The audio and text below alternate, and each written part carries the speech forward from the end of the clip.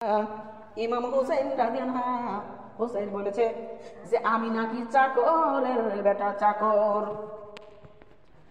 আব্বু বিচার করে রাখবে, আব্বু গো চলেন আপনি বিচার করে আসবেন। ওমর রাদিয়াল্লাহু ডাক বলে আসলে তো করে লাগবে।